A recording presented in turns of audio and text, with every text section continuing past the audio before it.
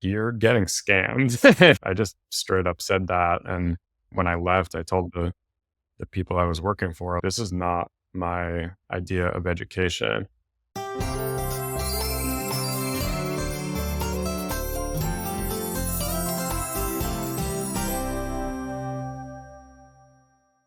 Today we have with us Keith Gilmore. Keith is a writer, coach, president of Portland Psychedelic Society, the leading organization in the Northwest in that category. Through his work with texture life coaching and the integrated man, Keith helps others reconnect purpose and meaning. His experience with psychedelics, cultural healing, and personal growth informs his unique approach to building connection in the complex world that we've come to live in today. So welcome to the show, Keith. Thank you, Bjorn. I'm happy to be here. I'd love to learn a little bit about your background because the things that you do are pretty unique. Can you talk about your journey before you merge into the world of psychedelics and cultural immersion? I think of myself during my 20s of being a meandering, lost soul where I was seeking for something, I know not what.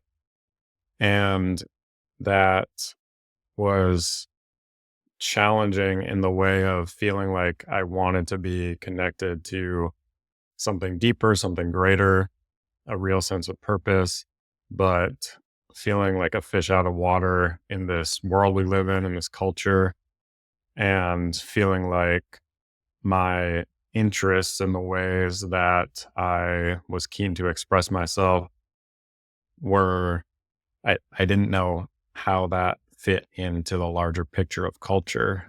In college, I studied philosophy and writing, and then I went on to get a master's degree in writing. And I pursued these passions because these were interesting to me.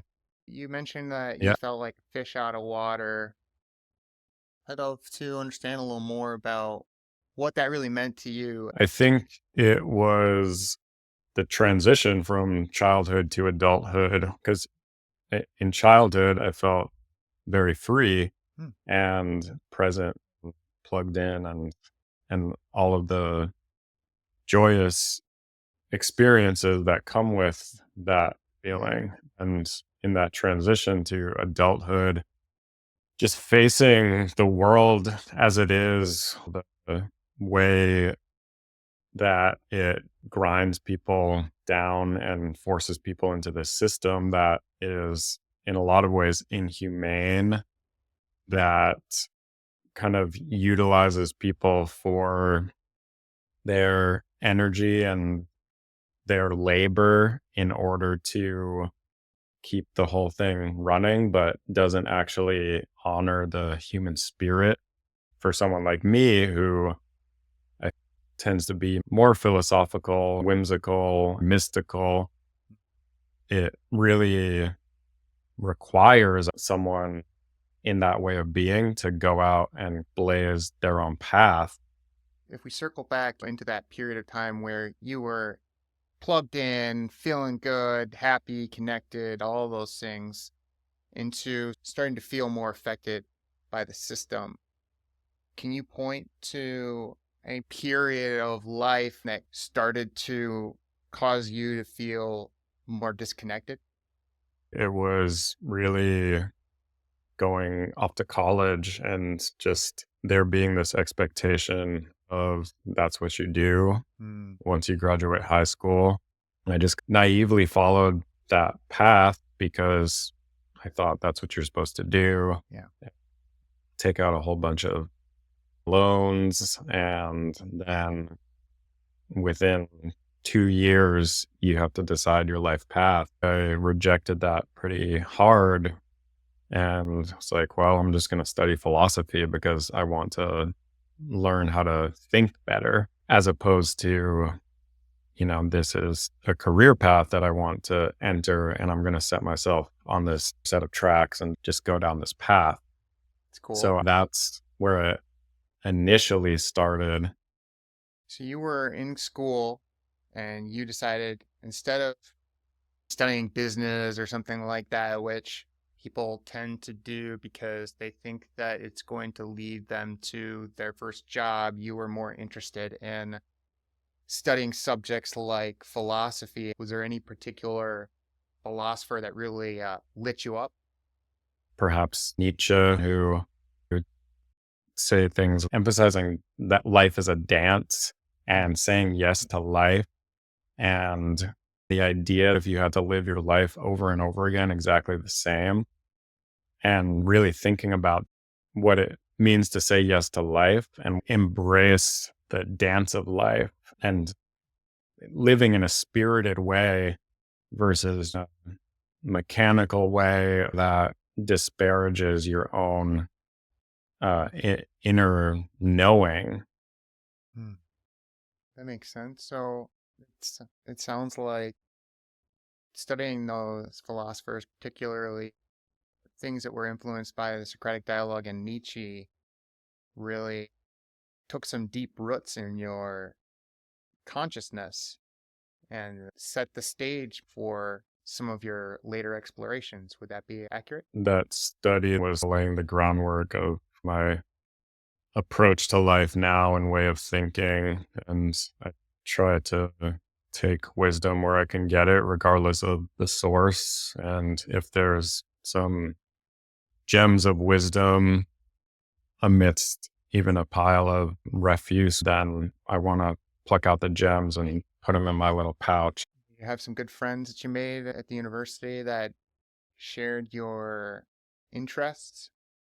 I definitely have some good friends I made. I was one of two students in the university that graduated with a philosophy degree. Pretty tight knit little group.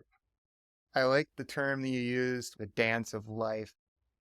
It is whimsical and lighthearted and fun, the way things ought to be, the way things are in the moments of clarity that I have, where I'm not processing some obstruction.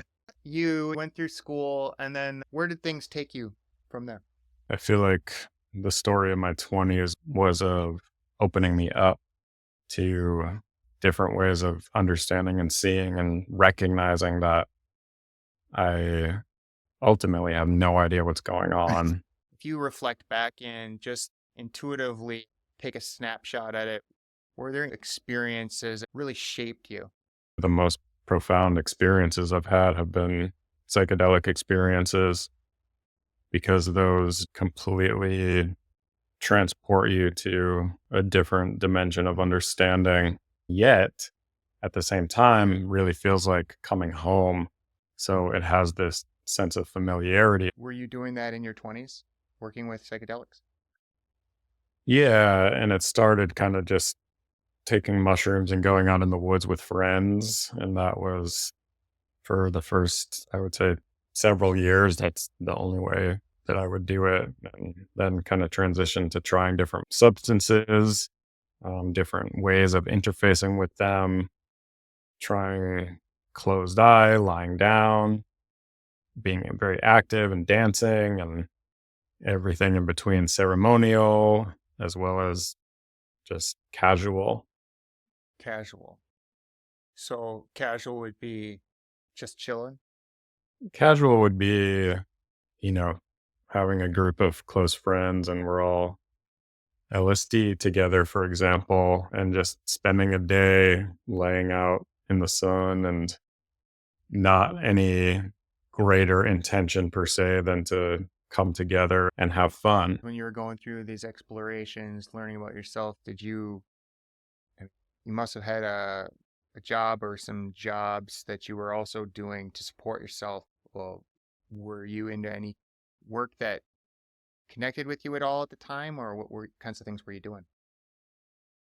I mean, I thought that I wanted to be a teacher because in grad school I was teaching. I had a teaching assistantship, so I had a number of classes I was teaching throughout my time there at the university, and that was fun, and I liked that I got to craft my own thing and present information the way I wanted. It was really cool because I was given total autonomy over how I would craft my course within very general guidelines, but I ended up teaching at another college after grad school, and it was just not a great experience. It was a college that really was just there to churn people through, to give them degrees that were of dubious merit in the workforce. And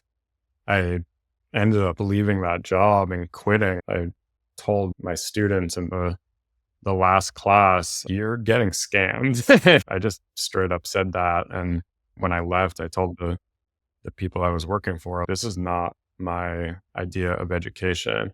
Like a career college type of thing, a 2-year program. That disillusioned me a bit. And I continued seeking and wandering until finally getting the point of I want to create my own business and work for myself and be able to dictate exactly what I'm doing and to be fully in integrity with myself so I can be giving to the world exactly what I want to be giving. You have some experience with different cultures with some of your psychedelic encounters. Is that right? Yeah, a bit, I would say. Can you tell me a little about what that was like? Yeah, trying these different psychedelics, and especially in these different ceremonial contexts, has been very edifying and interesting and profoundly healing and helpful and very interesting just to see how different cultures do different things. Sat a number of times in a group of the Santo Daime tradition, which is from Brazil and has a very particular way. You wear all white and sing hymns basically, and it's an ayahuasca church. And I have derived a lot from doing that and sitting in peyote ceremonies, which is its own thing. You sit around a fire, sundown to sun up. It's very communal. You're passing a talking stick, everybody's sharing. And that's been also just completely transformative. With psychedelics, I I feel a lifetime is not enough time to really develop expertise. So I by no means consider myself to have expertise in that domain. I am a curious explorer who have accumulated a good deal of experience, but unless you have a lifetime of immersion in this, there's always so much more to learn, and you'll always have unique and novel experiences that open up some new dimension of understanding that you hadn't seen before. So every single time it gives you something that you didn't have coming into it. I remember one experience with ayahuasca where I just starkly had the realization that I had locked my inner child in a cage in my heart. I remember just weeping and speaking to that little boy part of myself and just reassuring him, like, I'm so sorry. I'm here for you, brother. I love you. I will never do that again. And just really integrating that part of myself that in some way I had sequestered off from my being, from my conscious access. That was tremendously healing. In another experience, I remember I released all the resentment that I had been carrying for my parents. And I, I have amazing parents. But, going through life, this is something that accumulates as a child. And I was able to release that entirely. And that's gone. It's just not there anymore. And so these experiences they can open doors that you didn't even know there was a room behind. And you open this door and you walk through and you remember and you see, and it's extremely helpful for healing and for integrating aspects of yourself. You had mentioned peyote as well. How did you find that relative to your healing process? That, well, I had the experience of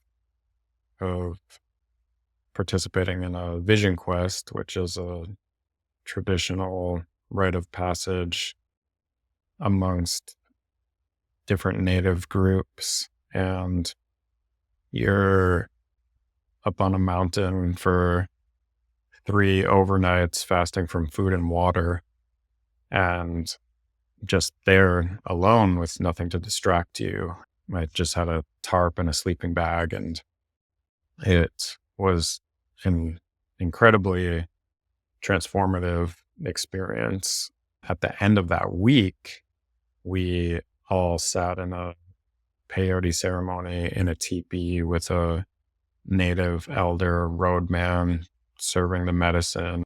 That was the most profound experience that I've had in that peyote circle. Mhm. So, can you paint me a little picture?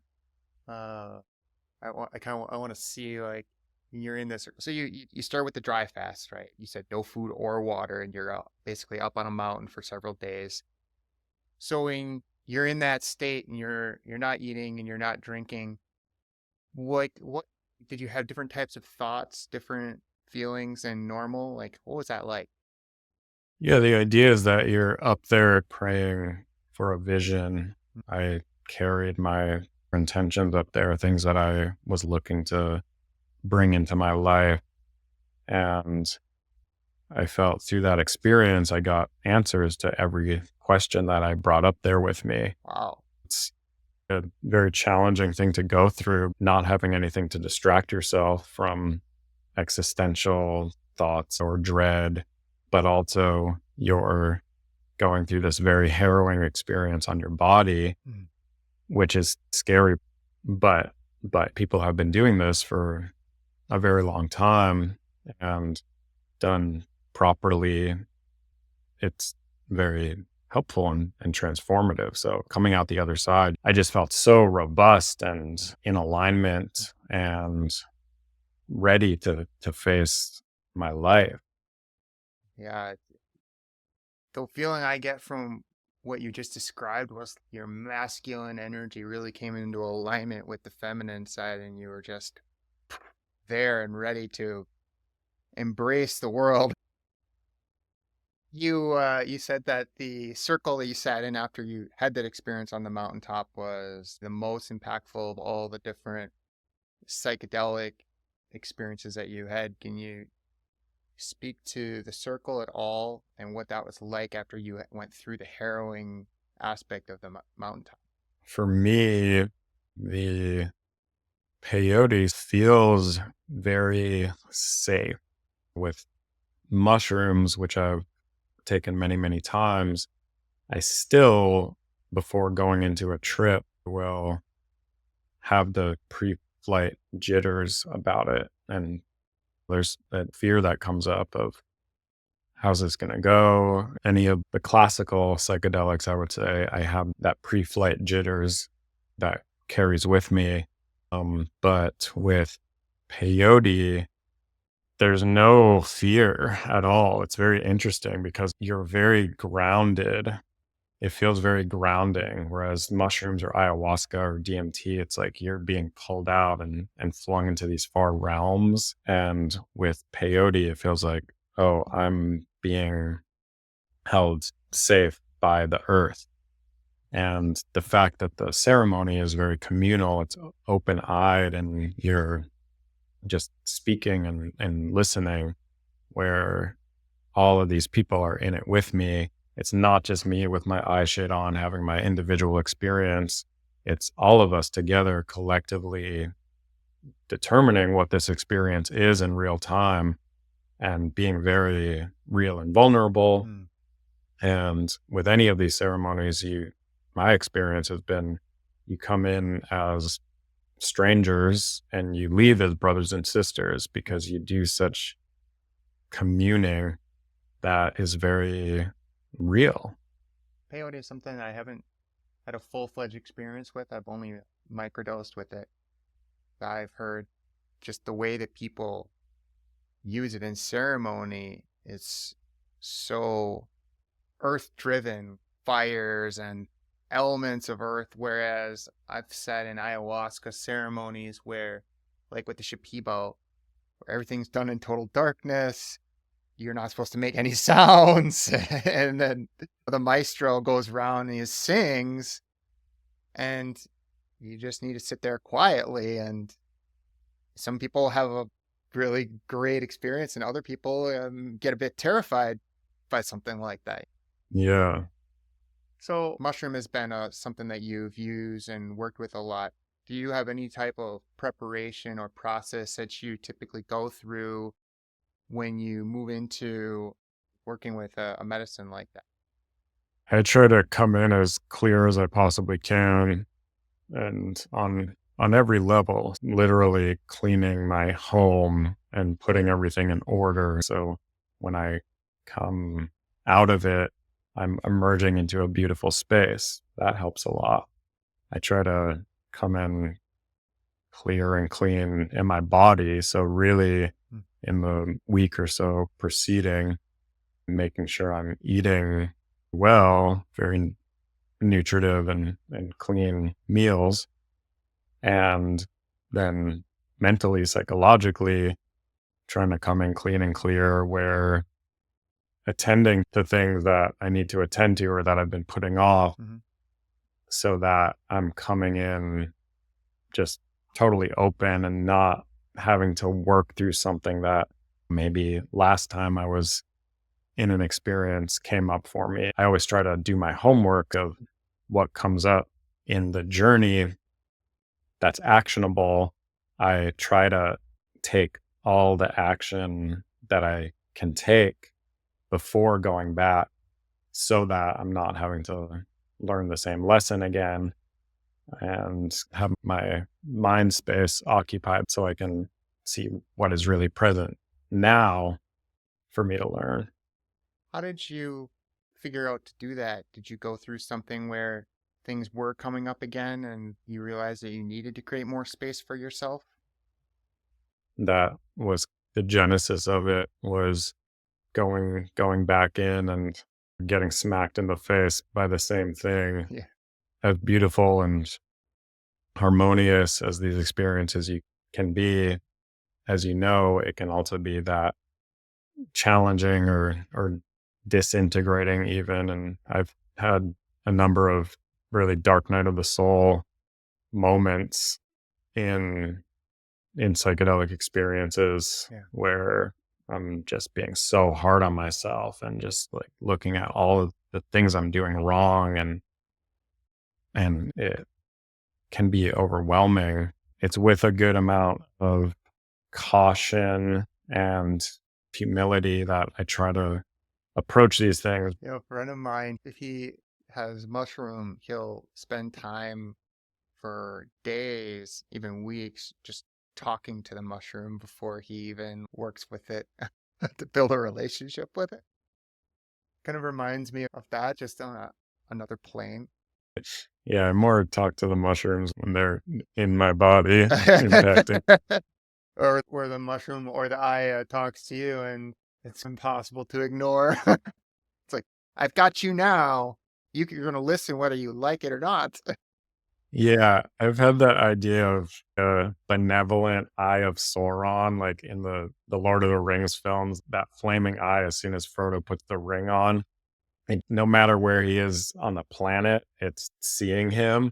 And I feel like that with these psychedelics, you can't hide behind something. It's going to see right through you. I did like a stint of ayahuasca experiences when I was living in Mexico. One of them was with this teacher.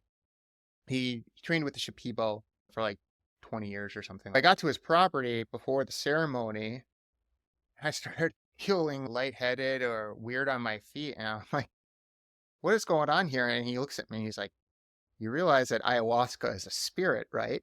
And you remind me of that when you were talking about the all-seeing eye, because the plant was aware of me and it was already affecting me before I even drank from the tea. And then I did a diet on a plant called Marosa, and I never actually physically took the plant. But the whole diet was through the energy of chanting and working with chants. I had one of the most amazing experiences of my life without literally even touching that plant. So there's a knowledge there and an information in like the quantum field or something that can really make its way around and see.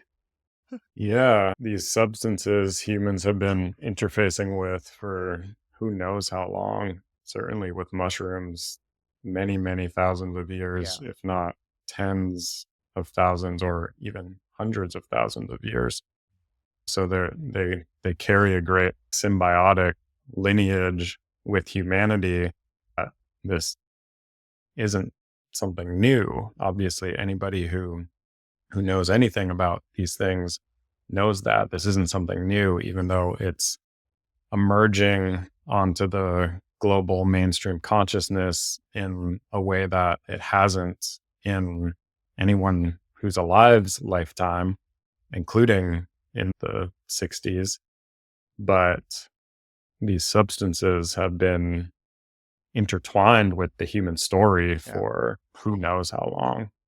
Yeah. So it's in a sense, it's wired in whether we experienced it or not, right? It's like my experience is that the entire subconscious basically runs on stories, and the stories can be expanded and changed around, but the whole operating system functions that way. It's Mm. wild, actually. Part of the reason why I was interested in talking with you is because you were doing something in the integrative space beyond the psychedelics. Through my own experience, from how I felt going through different ceremonies and then trying to integrate the information afterward, and also observing others and a culture of becoming dependent on the medicine and chasing after the next high rather than taking lessons and applying them. So I'd love to learn a little about the Integrated Man program, how you came about starting that, and what's it all about. Yeah, well, that was a project that really started over the COVID period where people were actually facing one another with a stance of fear because there was so much unknown and so much fear of getting sick and invisible vectors that can transmit this invisible virus. We recognized the need for strengthening community during that time and not allowing it to languish. Working with men in particular is something that I found great passion doing because of my own journey and feeling so lost for so long and feeling like I hadn't been taught how to be a man and hadn't had an experience of transitioning from boyhood to manhood, Mm. which these historically and traditionally these rites of passage would serve that function. So I had to seek out on my own and find elders, wisdom books, and other men to talk about this stuff with. It was a path of having to figure it out on my own. I'm very happy that I took that path. However, it was also frustrating that I didn't feel like I had the support to figure that out, that I had to go out and seek it versus it being shown to me. Yeah. And so the recognition was that there is this lack in our culture globally, in many cultures. The boys aren't being shown how to become men. And that leads to all sorts of problems. So the idea of the integrated man is helping people to come into integrity. And being in integrity is being in alignment, is not shunning or expelling parts of ourselves, but bringing it all into the center so it can exist in harmonious orbit around that center. And so this was a men's group that would do regular meetings and also a course that would go deeper into some of these materials and trying to really help people get into alignment with their purpose ultimately. Because to me, that's what it comes down to is, or one of the things it comes down to is what connection do you have to your purpose, to what you are here to gift to the world and to yourself. And a lot of people don't have connection to that because it's, it can be very confusing or there's many reasons for that. But the idea of integration in my mind is coming into integrity. And how can we do our best to come into integrity in the most full way that we possibly can?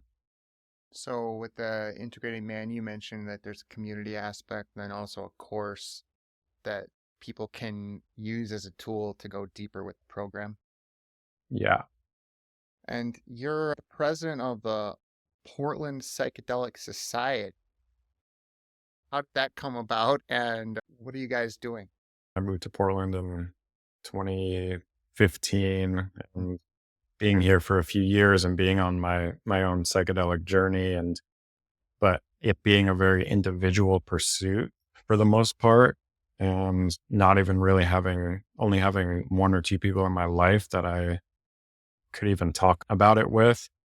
And so then discovering Portland Psychedelic Society in 2018, and there's this whole group out here, and oh, they're putting on this conference, and Dennis McKenna, the keynote speaker, and Oh, I didn't know something like this was out here. So I started getting involved and going to events. And then shortly thereafter, I asked if I could start a men's group, a support group through that organization.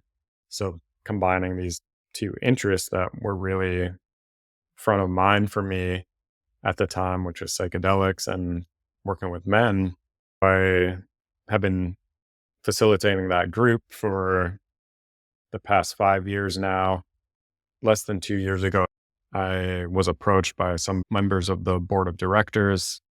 It's a 501c3 PPS, a nonprofit, and there was some turnover happening on the board. So I was approached by some of the board members to see if I wanted to step into this role because I had been a long-standing member and volunteer in this community. This year, this month, December of 2024, marks 10 years of this organization being in existence, which is really cool. And many people have volunteered their time to make that happen and to allow it to continue on. And really, the work that we're doing is education. So, helping people learn about psychedelics, how to interface with them safely and properly.